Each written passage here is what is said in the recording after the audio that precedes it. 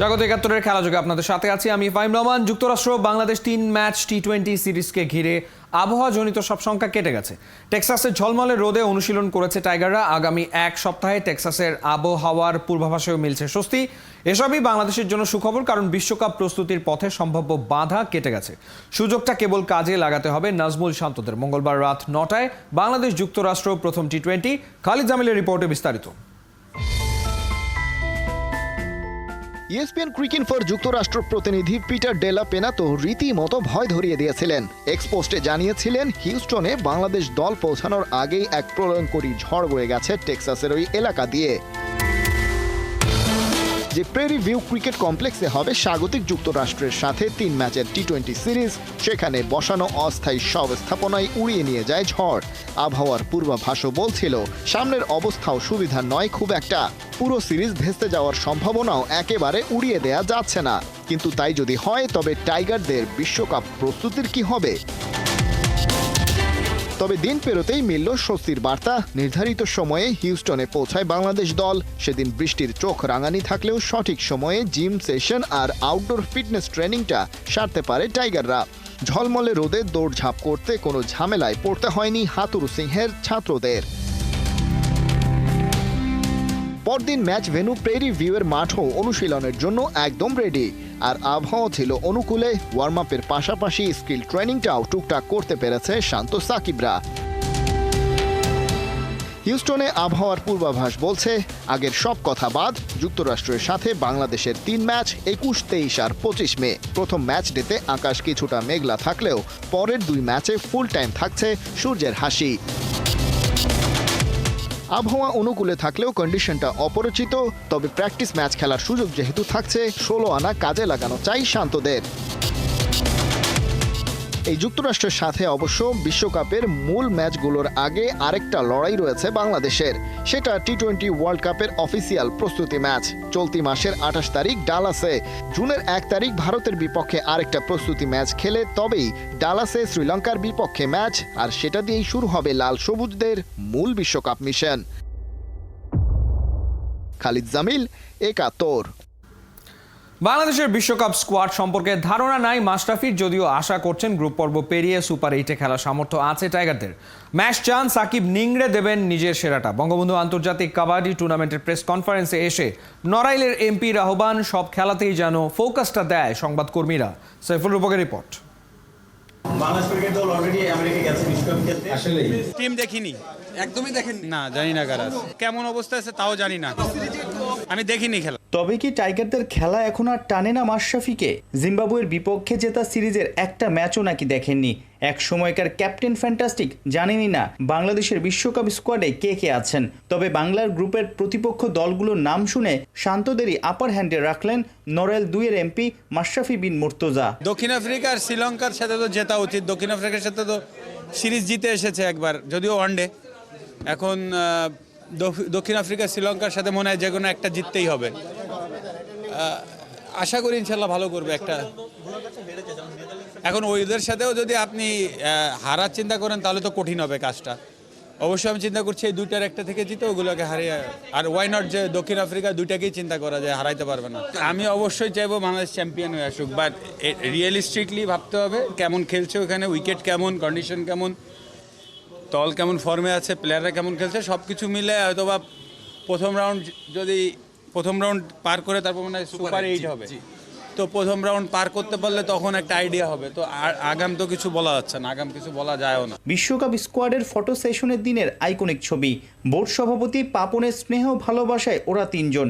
Pace বোলিংয়ে তাসকিন ত্রাস ছড়াবেন, উইলোর ঝলক দেখাবেন কাপ্তান নাজমুল শান্ত, আর ব্যাটে বলে সাথে অভিজ্ঞতা শেয়ার করে পার্থক্য গড়ে দেবেন super allrounder Shakib Al Hasan.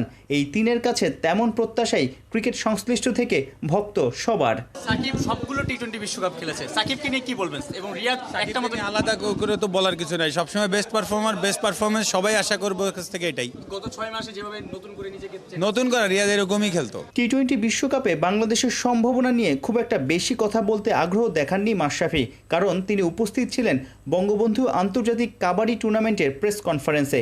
Match চান ক্রিকেটের সাথে সাথে অন্য খেলাগুলোর প্রচারও যেন বাড়ে, অ্যাথলিটরাও যেন অনুপ্রেরণা পায়। আমি টোটাল স্পোর্টসে বিশ্বাসী, কারণ আমি বাংলাদেশে ক্রিকেট ওয়ার্ল্ড কাপ পৃথিবীর সর্বশ্রেষ্ঠ গেম না, পৃথিবীর সর্বশ্রেষ্ঠ গেম হচ্ছে অলিম্পিক। তো ওইখানে যদি কেউ গোল্ড মেডেল পেয়ে আসে সেটা সব থেকে বড় অর্জন হবে বাংলাদেশের জন্য। দেখেন, আমি যখন ক্রিকেট খেলেছি জাতীয় দলে তখনও আমি অন্যান্য খেলাকে ঠিক ততটুকুই গুরুত্ব দিয়েছি, কারণ সবাই এন্ড অফ দ্য ডে সবাই আমাদের দেশের জন্যই খেলছে।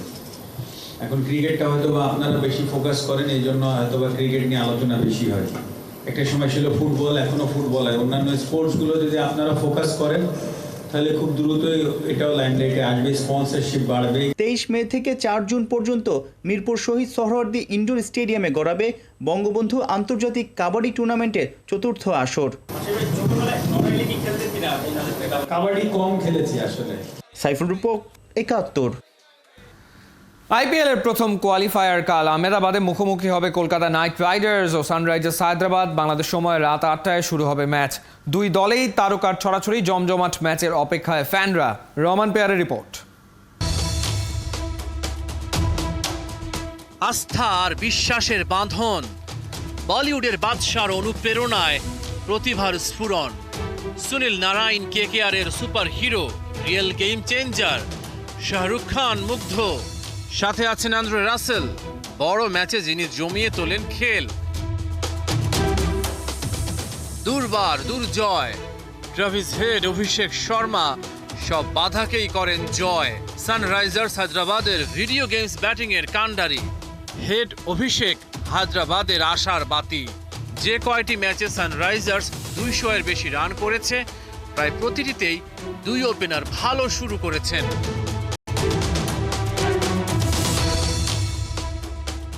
মঙ্গলবার আইপিএল এর প্রথম কোয়ালিফায়ার। মাঠে নামবে সানরাইজার্স হায়দ্রাবাদ আর কেকেআর। গ্রুপ পর্বের ঊর্ধ্বশ্বাস ম্যাচে 4 রানের জয় তুলে নিয়েছিল কলকাতা।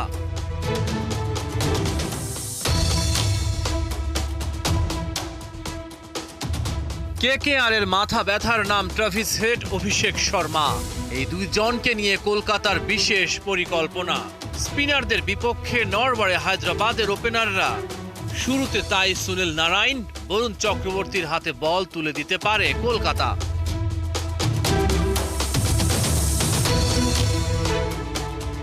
পাওয়ার প্লেতেই তৈরি হয়ে যেতে পারে ব্যবধান। কেকেআর হায়দ্রাবাদ দুই দলই ব্যাটিং পাওয়ার প্লেতে দ্রুত গতিতে তোলে রান।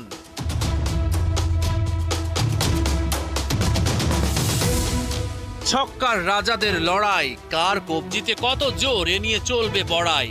41টা ছক্কা হাঁকিয়ে সবার উপরে অভিষেক শর্মা। সুনীল নারায়ণ ওভার বাউন্ডারি মেরেছেন 32টা। ট্রাভিস হেডের ঝুলিতে 31টা। হায়দ্রাবাদের পেস ব্যাটারি যথেষ্ট শক্তিশালী। ভুবনেশ্বর কুমার, প্যাট কামিন্স, নটরাজন চলতি আসরে ছড়িয়েছেন দুটি। হায়দ্রাবাদের স্পিনারদের নিশানা করতে পারে কলকাতা, কারণ স্পিনাররা বেশি রান খরচ করলে চাপে পড়বে পেসাররা। পয়েন্ট টেবিলের সেরা দুই দলের দ্বৈরথ, জয় তুলে ফাইনালে যাওয়ার শপথ। হেরে যাওয়া দল সুযোগ পাবে আরো একটা। দ্বিতীয় কোয়ালিফায়ারে মাঠে নামবে ওরা। রহমান পেয়ার, 71। মহেন্দ্র সিং ধোনির ক্রিকেট ক্যারিয়ারের শেষ, নাকি রয়ে গেছে আরও একটা শেষ অঙ্ক? অনেকেই প্রত্যাশা করছেন আরসিবির কাছে ক্লোজ ম্যাচ হারার পর ঘোষণা দিয়ে দেবেন বিদায়ের। তবে সেটা নাকচ করে দিয়েছে সিএসকে টিম ম্যানেজমেন্ট। তাহলে কিভাবে বিদায় নেবেন, আর থেকে গেলে সেটা সম্ভাবনাও বা কতটা, সেই বিশ্লেষণ মাহদি হাসানের রিপোর্টে। যেন একটা গ্যালাক্সি হয়ে গেছে বিলীন, এরকম অনন্ত হতাশায় ডুব দিতে মহেন্দ্র সিং ধোনিকে দেখা যায়নি খুব বেশি। আরসিবির বিপক্ষে শেষ ওভারে হেরে যাওয়ার রেশ তবে কি গড়াবে ক্রিকেট ক্যারিয়ারের প্রোফাইল থেকে লগ আউটে? আপনি যা দেখেন তা আসলে সত্যি দেখেন না। মস্তিষ্কে চলে অন্য কোনো অপ্রত্যাশিত, সেটা কি জানে না কেউ। মানুষটা মহেন্দ্র সিং ধোনি মানেই সারা বছর ধরে পড়াশোনা করার পরও চূড়ান্ত উত্তর মেলাতে না পারার ধাঁধা। আর তার মনের ঘরের ওই রহস্যের জায়গাটাই হয়তো তাকে বানিয়েছে এত সফল, কাঙ্ক্ষিত, জনপ্রিয়। এমএসডি 42 বছর বয়সে ক্যারিয়ারের ইতি টানছেন না এখনই, এমনটা জানাচ্ছে Chennai Super Kings management. Dhoni চেন্নাইয়ের কাউকে বলেনি যে ও অবসর নিতে চলেছে। ও ম্যানেজমেন্টকে বলেছে কয়েক মাস সময় নিতে চায়, বলছেন সিএসকে সিইও কাশী বিশ্বনাথ। 42 বছর বয়সী যে কোনো গড়পড়তা ক্রিকেটারের তুলনায় ফিট। ধোনির মধ্যে এখনও ক্রিকেটের অনেকটাই আছে বাকি, সেটার প্রমাণ এবারের আইপিএল। ফিনিশিং রোলে 200 পেরোনো স্ট্রাইক রেট, সাথে আছে 50+ গড়। সহজ কথায় তার প্লেইং রোলে ক্লিক করছেন এখনও প্রায় নিখুঁতের কাছাকাছি। সমস্যা বলতে একমাত্র চোটের ধকল। এবারের আইপিএলের আগে হাঁটুতে অপারেশন করিয়েছেন। ব্যাট করতে নেমেছেন অনেক পরে। ম্যাচের আগে পরে হাঁটুতে আইসপ্যাক বেঁধে হাঁটতে দেখা গেছে ধোনিকে। 2019 সালের 10 জুলাই বিশ্বকাপের সেমিফাইনালে নিউজিল্যান্ডের বিপক্ষে হেরে যায় ভারত। সেই ঘটনার পর সবাই ভেবেছিল মাঠ থেকে ইন্টারন্যাশনাল ক্রিকেটকে বিদায় বলবেন। কিংবদন্তি সমস্ত ক্রিকেটারদের মতো সংবর্ধনা আর লোকের জয়ধ্বনি সঙ্গী করবেন। তা না করে প্রায় 1 মাস পর ধোনি অবসরের ঘোষণা দিয়েছিলেন সামাজিক যোগাযোগ মাধ্যমে, সে বছরের 15ই আগস্ট। আবার এবারের আইপিএল শুরুর ঠিক আগ মুহূর্তে জানা গেল তিনি নন, কাপ্তানি করবেন ঋতুরাজ। এ সমস্ত রেফারেন্স টেনে আনা এই কারণে যে ধোনির ট্র্যাক রেকর্ড বলে তিনি ঘটা করে বিদায় বলা কিংবা কিছু জানানোর রীতিতে বিশ্বাস করেননি কখনো। তাই সামনের কোনো একদিন হুট করে চমকে দিয়ে সোশ্যাল মিডিয়ায় লিখলেও লিখে দিতে পারেন ঢের হয়েছে আল বিদা। আবার এমনও হতে পারে আরও একটা সিজন চলবে থালা ধোনির হলুদ রঙের ক্লাসিক সিনেমাটা। মাদি হাসান, 71। লক্ষ্য ভেদে পদক জয়ের স্বপ্নে বিভোর তরুণ শুটাররা। এবারের জাতীয় এয়ারগান চ্যাম্পিয়নশিপে সিনিয়রদের সাথে লড়বে জুনিয়ররা। বাংলাদেশ শুটিং স্পট ফেডারেশনে হয়েছে ওদের 2 সপ্তাহের ক্যাম্প। পাইপলাইন মজবুত করতেই নেওয়া হয়েছে এই উদ্যোগ। অর্ণব বাপির রিপোর্ট। সময়ের সাথে বাড়ে দায়িত্ব, পাল্টায় কাজের ধরন, ধরা দেয় নতুন পরিচয়। কমনওয়েলথ গেমসে সিলভার, সাউথ এশিয়ান গেমসে স্বর্ণজয়ী শুটার শাকিলের ব্যস্ততা নতুন শুটারদের নিয়ে, যার ঝুলিতে আছে 10টার বেশি আন্তর্জাতিক মেডেল এবং জাতীয় পর্যায়ে প্রায় 30টা পদক। এয়ার রাইফেল শুটার শাকিল এখন কোচের ভূমিকায়। ওর কাছ থেকেই তালিম নিচ্ছে আগামী দিনের শুটাররা। আমি যখনই তাদেরকে ভালোভাবে তৈরি করতে পারবো তখনই মনে করেন আমারই কাছে ভালো লাগবে। না, আমি শুটিং শেষ করেছি, বাট আমি ভালো শুটারও তৈরি করে গেছি। এই জিনিসটা আমাকে খুবই উৎসাহিত করতেছে। মেধা, শ্রম, ধৈর্যের সাথে শতভাগ মনন, দীর্ঘদিনের চেষ্টায় ধরা দেবে সাফল্য। লক্ষ্যে থাকতে হবে স্থির, এই কথাগুলোই তরুণ শুটারদের মনে গেঁথে দেওয়ার চেষ্টা করছে ফেডারেশন কর্তারা। হামিদুর রহমান ইউথ চ্যাম্পিয়নশিপ থেকে বাছাই করা শুটারদের পরিচর্যার মধ্য দিয়ে গড়ে তোলাই লক্ষ্য। বিভিন্ন ক্লাবের রেঞ্জের অভাবে ওরা হারিয়ে যাচ্ছিল, আমরা বললাম তাদেরকে খুঁজে পেয়েছি। তো এরকম আমরা এই ক্যাম্পটাকে কন্টিনিউ করব। এই কন্টিনিউ করেই বললাম পাইপলাইনে আমাদের শুটার তৈরি করাটা, কারণ যারা সিনিয়র শুটার তাদের একসময় পারফরমেন্স ডাউন হবেই, আজ হোক কাল হোক তাদের ডাউন হবেই। তো আমাদের ব্যাকআপ শুটারগুলিকে তৈরি করার জন্যই এই প্রস্তুতি। একটা বুলেটই পারে সব বদলে দিতে, যেই অর্জন বয়ে আনবে দেশের জন্য গৌরব। আসিফ, রত্না, বাকিদের মতো সমৃদ্ধ হবে শুটিংয়ের ইতিহাস। সেই স্বপ্ন সিঁড়িতে চলার পথ তৈরি করে দেওয়ার কাজটাই করছে শুটিং স্পোর্ট ফেডারেশন। সেই কারণেই দিনকে দিন বাড়ছে শুটারদের মনোবল। ক্যাম্প করার পরে আমাদের একটা কনফিডেন্স লেভেল বুস্ট পেয়েছে, কারণ এই ক্যাম্পের মাধ্যমে আমাদের এর আগের গেমসে যে স্কোর ছিল ওটার থেকে অনেক ইমপ্রুভ হয়েছে আমাদের ক্যাম্প।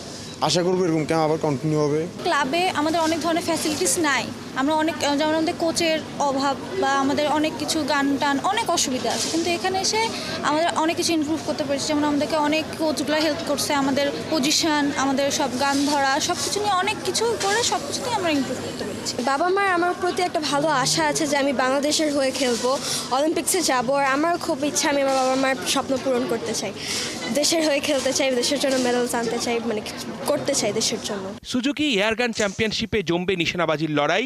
রাইফেল বুলেটের এই খেলায় সিনিয়রদের সাথে পাল্লা দেওয়ার মতো সামর্থ্য কি আছে এই জুনিয়রদের? এখানে সিনিয়রদের সাথে ফাইট করে হয়ে যেতে পারে, খুব নতুন মুখ দেখবেন চলে আসছে, কারণ আমাদের নতুন মুখ দরকার। আমাদের নতুন মুখের অভাবেই বললাম আমাদের শুটিংটা আস্তে আস্তে বললাম অনেক স্লো হয়ে যাচ্ছে। আমাদের প্রচুর নতুন মুখ দরকার, প্রচুর ইয়াং শুটার দরকার, কারণ আমার ইয়ুথ অলিম্পিকের জন্য আমাদের প্রস্তুত দিতে হবে। বুধবার থেকে শুরু হচ্ছে জাতীয় এয়ারগান চ্যাম্পিয়নশিপ। গোটা দেশের 40টা ক্লাবের প্রায় 250 জন প্রতিযোগী অংশ নেবে এই আসরে। অর্ণব বাপি, 71। এ ছিল এই মুহূর্তের খেলাযোগে সরাসরি সংবাদ অনুষ্ঠান। দেখতে থাকুন 71-এর ফেসবুক পেজ এবং সাবস্ক্রাইব করুন 71-এর ইউটিউব চ্যানেলে। 71-এর সাথেই থাকুন।